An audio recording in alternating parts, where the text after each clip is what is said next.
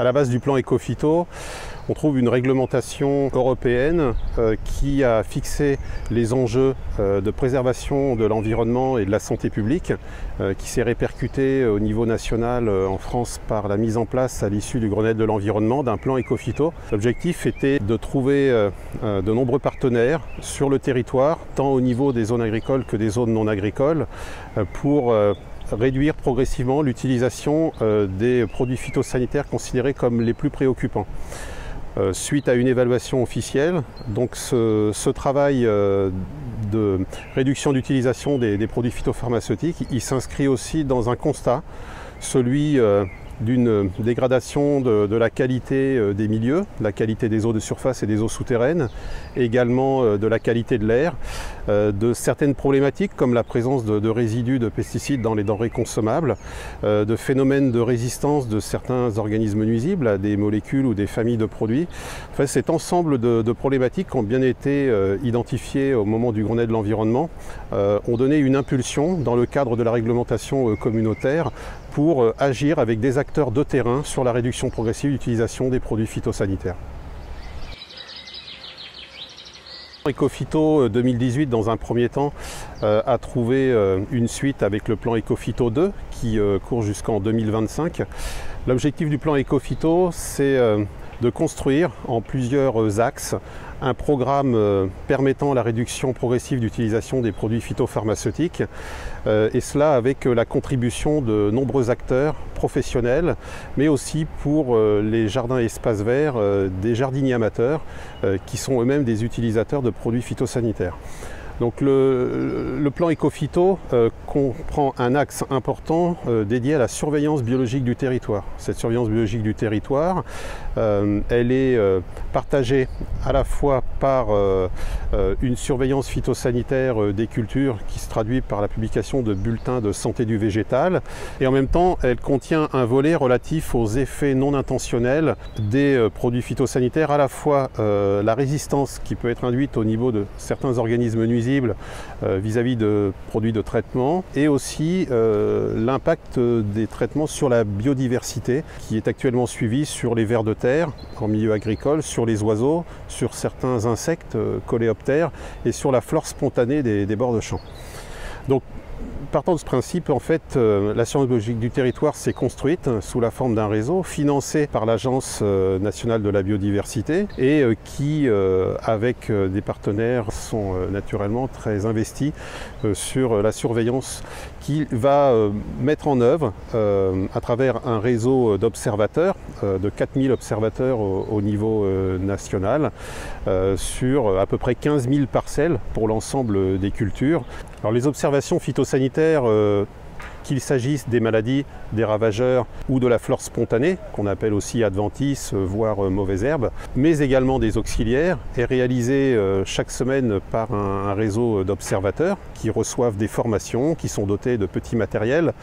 et qui vont rendre compte véritablement des relevés qu'ils vont effectuer chaque semaine sur le terrain d'après des protocoles nationaux harmonisés. Ces protocoles sont à respecter tant en matière de piégeage des espèces qui sont capturées spécifiquement ou non sur des lieux d'observation, que pour les observations visuelles qui vont être réalisées à l'œil nu, parfois à la loupe, de manière très précise,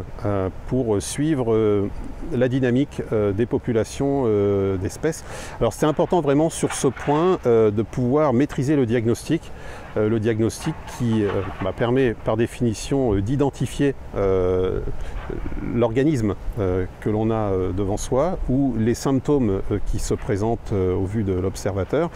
et aussi d'éviter les confusions avec des causes qui seraient différentes de celles auxquelles on pense dans un premier temps. Il peut y avoir par exemple des risques de confusion entre des causes dites parasitaires, liées à des organismes nuisibles, et puis des causes non parasitaires qu'on appelle aussi causes abiotiques, comme celles qui sont dues à des dégâts de gel, de sécheresse, des carences nutritives. C'est important véritablement de réaliser ce travail de façon fiable pour transmettre des données brutes au rédacteur du bulletin de santé du végétal, qui va pouvoir construire ainsi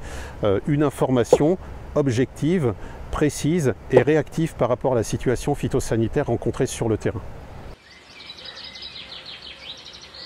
Les acteurs de la surveillance biologique du territoire en France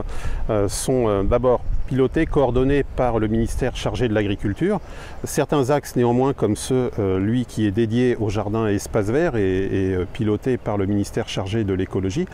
Le financement du plan Ecophyto est réalisé par l'Agence française de la biodiversité, ex-ONEMA,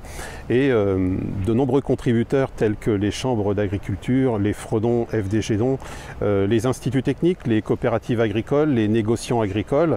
mais également l'appui de structures de recherche est effectué localement sur certaines actions. Il peut y avoir aussi un investissement sur certaines actions de la surveillance biologique du territoire par les conservateurs botaniques nationaux, France Nature Environnement. Nous avons aussi des partenaires au sein du Muséum national d'histoire naturelle, par exemple, qui sont des contributeurs importants. Donc, le réseau est organisé de la façon suivante. Il y a un comité national d'épidémiosurveillance qui va travailler plus sur la gouvernance, des aspects d'organisation du réseau, tout ce qui relève du financement, des protocoles, véritablement des instructions aussi données en région qui vont être là coordonnées au sein d'un comité régional d'épidémiosurveillance qui comprend des acteurs locaux investis sur l'ensemble des filières végétales locales, y compris les jardins et espaces verts et les jardins d'amateurs. L'objectif étant de fournir une information fiable, réactive, de qualité et objective à l'ensemble des personnes intéressées par les risques phytosanitaires de manière à mieux conduire la protection des végétaux de façon raisonnée, voire intégrée.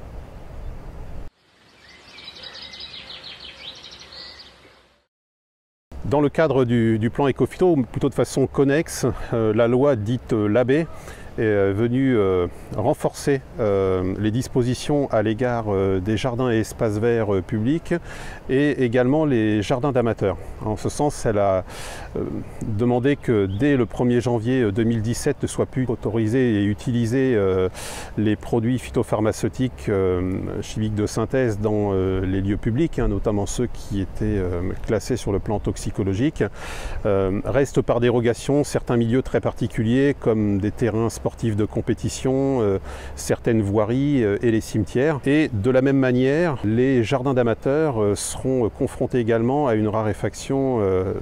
importante du nombre de produits phytopharmaceutiques par rapport à ceux d'aujourd'hui, avec le retrait donc, du marché des produits chimiques de synthèse, ce qui nécessite une préparation préalable et aussi une information très pédagogique pour utiliser au mieux les moyens de biocontrôle et d'une manière générale l'ensemble des méthodes alternatives aux traitements utilisés autrefois.